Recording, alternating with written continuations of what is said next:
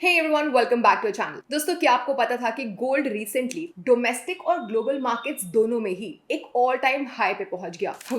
Gold prices ने recently domestic markets में पर 10 ग्राम ₹71,000 क्रॉस किया। ऐसा ईरान इजराइल क्राइसिस की वजह से हुआ। जैसे कि आपको पता ही होगा कि एक ग्लोबल टर्मोइल के दौरान गोल्ड ना एक सेफ हेवन होता है। अब उधर सिल्वर के दाम भी बढ़ रहे हैं। आज सिल्वर का प्राइस 90,000 रुपए पर केजी है और 5 साल पहले सिल्वर के प्राइसेस सिर्फ अराउंड 40,000 रुपीज पर केजी थे। इसका मतलब है कि सिल्वर प्राइसेस 5 सालों में डबल से ज्यादा हो गए हैं। फॉर इंस्टेंस, इस साल की 1 अप्रैल को ही ले लीजिए, जहां सिल्वर प्राइसेस ₹78,600 पर केजी थे और इसके बाद सिर्फ 2 हफ्तों में अप्रैल 15 को सिल्वर प्राइसेस जंप होकर ₹86,000 पर केजी हो गए, जो कि इसके प्राइस में नियरली 7.5% का इंक्रीज है। तो जैसे कि आप सिल्वर प्राइसेस का ये हिस्टोरिकल चार्ट देख सकते हैं, इसमें ओवर टाइम एक कंसिस्टेंट राइज तो हो रहा है, नो डाउट, पर 2024 में क्लियरली आप सिल्वर के दामों में एक बड़ा स्पाइक देख सकते हैं। तो आखिर क्या है जो सिल्वर के प्राइसेस में इस सडन बढ़त की कॉज है? दोस्तों, आज के वीडियो में हम इसी सवाल का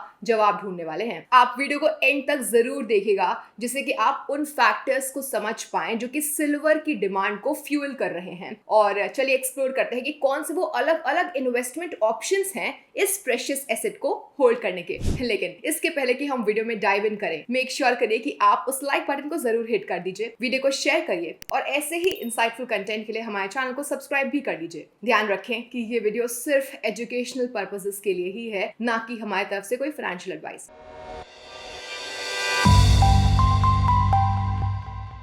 चलिए स्ट्रेट टू द पॉइंट चलते हैं कि आखिर सिल्वर प्राइसेस क्यों बढ़ रहे हैं। देखिए, सिल्वर का ना इंडस्ट्रियल एप्लीकेशन होता है। सिल्वर कई सारी इंडस्ट्रीज में अपने थर्मल और इलेक्ट्रिकल कंडक्टिविटी की वजह से जरूरी होता है। इसका इस्तेमाल इलेक्ट्रॉनिक्स इंडस्ट्री में होता है, सोलर पैनल्स में और इवन ऑटोमोबाइल्स में होता है। तो अगर इंडियन इकोनॉमी में ये सभी सेक्टर्स ग्रो करेंगे तो सिल्वर की डिमांड भी एक्सपेक्टेड है कि बढ़ेगी ही। फॉर एग्जांपल, सोलर पैनल्स को ही ले लीजिए, जहां पर सिल्वर का इस्तेमाल होता है इसकी फोटोवोल्टाइक प्रॉपर्टी की वजह से, जो कि सनलाइट को बिजली में कन्वर्ट करती है। नाउ इंडिया रिन्यूएबल एनर्जी को पुश कर रहा है रूफटॉप सोलराइजेशन स्कीम्स के साथ। अब क्योंकि सिल्वर की एप्लीकेशन यहाँ पर भी होती है, इस वजह से भी इसकी डिमांड राइज हो रही है। अब सिल्वर का इस्तेमाल फोटोग्राफी में भी होता है। Solder and brazing alloys, batteries, dentistry, glass coatings, medicine और pharma industry, nuclear reactors, RFID chips में, जो कि वर्ल्ड वाइड पार्सल्स और शिपमेंट्स को ट्रैक करता है,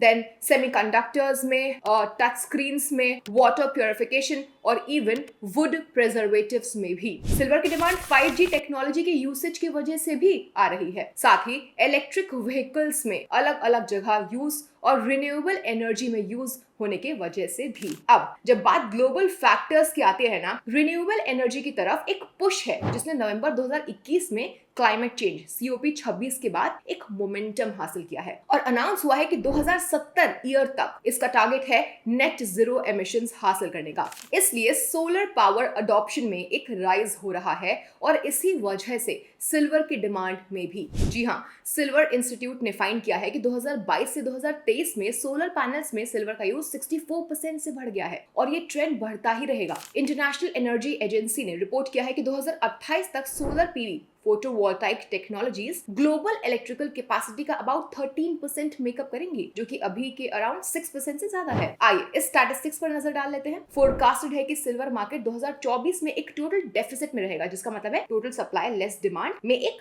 डेफिसिट रहेगा और ये इस स्ट्रक्चरल मार्केट डेफिसिट का एक लगातार चौथा साल मार्क होगा। अब बात करते हैं अगले रीजन की कि आखिर क्यों सिल्वर के प्राइस बढ़ रहे हैं। ये है क्योंकि ये एक प्रेशियस मेटल है। One of the main reasons जो कि सिल्वर को एक अट्रैक्टिव इन्वेस्टमेंट बनाता है, ये है हाल ही में चल रही इकोनॉमिक अनसर्टेनिटी। इकोनॉमिक टर्मोइल के दौरान ना इन्वेस्टर्स अक्सर प्रेशियस मेटल्स जैसे कि सिल्वर की तरफ मुड़ जाते हैं, क्योंकि ये वैल्यू का एक भरोसेमंद स्टोर होता है। सिल्वर का एक हिस्टोरिकल ट्रैक रिकॉर्ड रहा है कि ये अपनी वर्थ को मेंटेन रखता है जब दूसरे एसेट्स जैसे कि स्टॉक्स और बॉन्ड्स अंडर परफॉर्म कर रहे होते हैं। सिल्वर अक्सर गोल्ड के साथ इन टैंडम मूव करता है, यानी कि गोल्ड के साथ ही साथ इसका मूवमेंट होता है। लेकिन ये कंपैरेटिवली एक ज्यादा वॉलेटिलिटी दिखाता है और इस वजह से ये एक सेफ हेवन इन्वेस्टमेंट है, ऑल्दो गोल्ड जैसा तो नहीं। फॉर एग्जाम्पल, वाइल गोल्ड के प्राइसेस इन्वेस्टमेंट और ज्वेलरी डिमांड से ड्राइव होते हैं, सिल्वर का एक डुअल रोल है, बोथ इन्वेस्टमेंट एसेट के तौर पर और हमने देखा एक इंडस्ट्रियल कमोडिटी के तौर पर भी, जिस वजह से इसकी प्राइस में एक एडिशनल वोलेटिलिटी आ जाती है, खासकर इकोनॉमिक अनसर्टेनिटी के टाइम पर। और आखिरी में है ग्लोबल फैक्टर्स। अब वो कई सारे फैक्टर्स जो कि गोल्ड के प्राइसेस को ऊपर बढ़ाते हैं, वो सिल्वर के प्राइसेस को भी ऊपर बढ़ाते हैं। यूएस डॉलर की स्ट्रेंथ और यूएस फेडरल रिजर्व के इंटरेस्ट रेट चेंजेस, ये कुछ फैक्टर्स हैं जो कि जियोपॉलिटिकल इश्यूज हैं और ये गोल्ड और सिल्वर के दाम को इंपैक्ट करना कंटिन्यूड रखेंगे। सबसे पहले देखते हैं यूएस फेड रेट्स को। ये समझना इंपॉर्टेंट है कि हायर रेट्स जनरली गोल्ड और सिल्वर के लिए नेगेटिव होती है, वहीं लोअर रेट्स एक पॉजिटिव फैक्टर होते हैं इनके लिए। ऐसा इसलिए क्योंकि जब यूएस फेड रेट्स ज्यादा होते हैं ना, तो लोगों का इंटरेस्ट ऐसे प्रोडक्ट पर शिफ्ट हो जाता है जो कि ज्यादा इंटरेस्ट फेच कर रहे हो। तो सिल्वर प्राइसेस में राइज तब से आया जब से यूएस डॉलर और बॉन्ड यील्ड्स गिर गए। ऐसा तब हुआ था जब फेडरल रिजर्व ने इंटरेस्ट रेट्स को कम करने का डिसाइड किया था। नाउ जियोपॉलिटिकल इश्यूज होते हैं जैसे कि Russia Ukraine war, Israel Hamas tensions, Red Sea crisis जो कि ग्लोबल ट्रेड को डिसरप्ट कर देते हैं,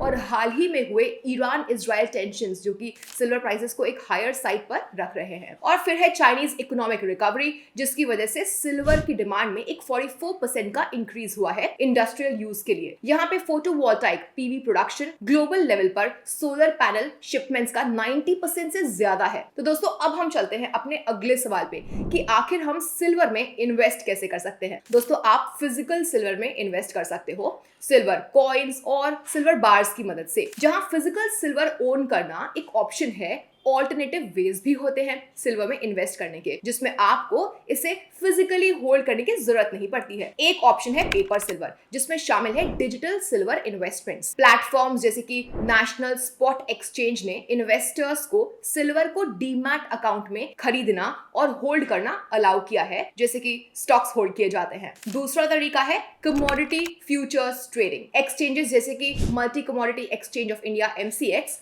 और the national commodity and derivatives exchange NCDEX, ये सिल्वर में ट्रेड करने के कॉन्ट्रैक्ट्स ऑफर करते हैं। यहाँ पे इन्वेस्टर्स को अलाउ होता है कि वो बिना सिल्वर को फिजिकली ओन किए हुए सिल्वर के फ्यूचर प्राइसेस पर स्पेक्युलेट कर सकते हैं। अब अगला रास्ता है सिल्वर ETFs के थ्रू। देखिए सिल्वर ETFs क्या होते हैं समझते हैं, लेकिन इसका जवाब देने से पहले आइए मैं आपको समझाती हूँ कि आखिरकार ETFs या एक्सचेंज ट्रेडेड फंड्स क्या होते हैं। वेल, ये वो फंड्स होते हैं जो कि स्टॉक एक्सचेंज पर ट्रेड हो रहे होते हैं, just the same as individual stocks. ये होल्ड करते हैं स्टॉक्स, कमोडिटीज या बॉन्ड्स, या ये टिपिकली एम करते हैं किसी स्पेसिफिक इंडेक्स के परफॉर्मेंस को ट्रैक करते रहने का। अब सिल्वर ETFs एक टाइप के ETF होते हैं जो कि प्राइमरीली सिल्वर में इन्वेस्ट करते हैं। ये फंड्स फिजिकल सिल्वर के डोमेस्टिक प्राइस को मिरर या ट्रैक करने का ट्राई करते हैं, और ये इस तरीके से इन्वेस्टर्स को एक तरीका देते हैं सिल्वर में इन्वेस्ट करने का, जिसमें इस मेटल को फिजिकली ओन करने की कोई जरूरत नहीं होती। सिल्वर ETFs इस तरीके से डिजाइन होते हैं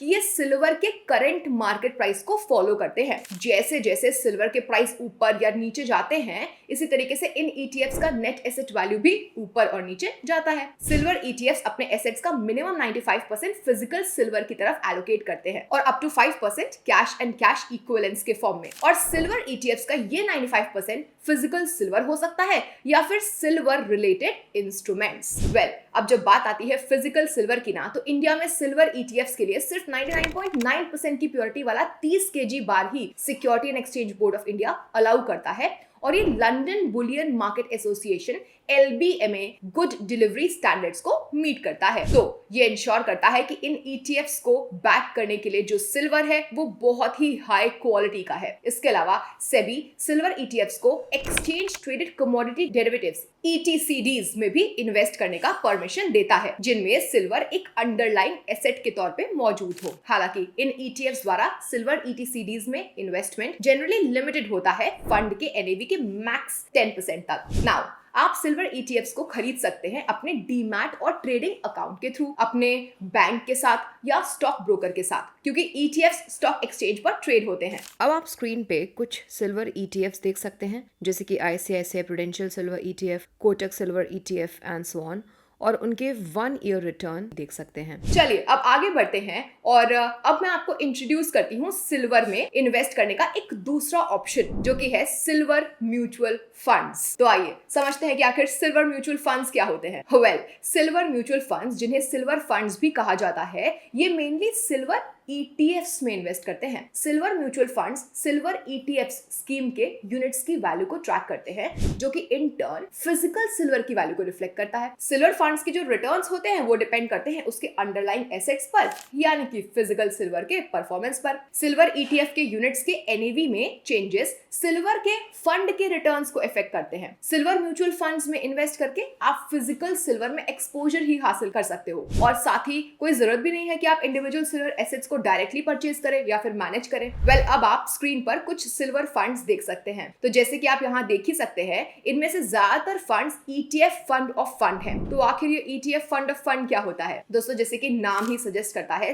silver ETF fund of fund एक ऐसा म्यूचुअल फंड है जो कि सिल्वर ETF में इन्वेस्ट करता है। तो सिल्वर ETF FOF के परफॉर्मेंस डिपेंड करते हैं कि वो सिल्वर ETF कैसे परफॉर्म कर रहा है, राइट, जिसमें इस फंड ऑफ फंड ने इन्वेस्ट किया है। For example, Nippon India silver ETF fund of fund Nippon India silver ETF में इन्वेस्ट करता है। इसी सेम तरीके से ICICI prudential silver ETF fund of fund exclusively ICICI prudential silver ETF में इन्वेस्ट करता है। Edelweiss gold and silver ETF fund of fund, जैसा कि नाम ही सजेस्ट करता है, ये सिल्वर ETF और गोल्ड ETF दोनों में इन्वेस्ट करता है। तो Edelweiss gold and silver ETF fund of fund के पोर्टफोलियो में एडलवाइस गोल्ड ETF और एडलवाइस सिल्वर ETF दोनों हैं। वेल फ्रेंड्स, अब हम अपने कंक्लूजन पे आ ही चुके हैं। दोस्तों, लाइव मिंट के अकॉर्डिंग ना आपका सिल्वर में अराउंड 5 से 15% का एलोकेशन हो सकता है, और इससे ज्यादा कभी नहीं, क्योंकि ये पोर्टफोलियो डाइवर्सिफायर्स होते हैं, ना कि कोर असेट्स। गोल्ड सिल्वर के कंपैरिजन में एक ट्रू हेज होता है अनसर्टेनिटीज के अगेंस्ट, इसलिए मेजर एलोकेशन गोल्ड का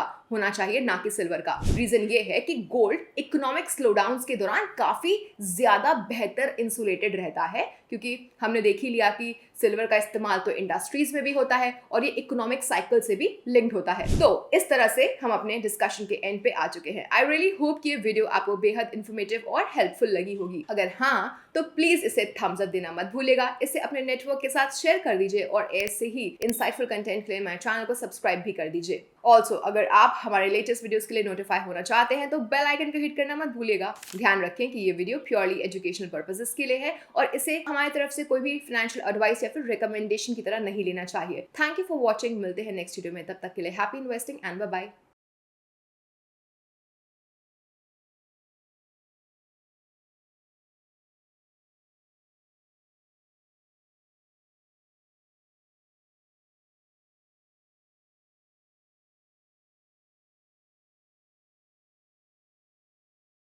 Mutual fund investments are subject to market risks. Read all scheme-related documents carefully.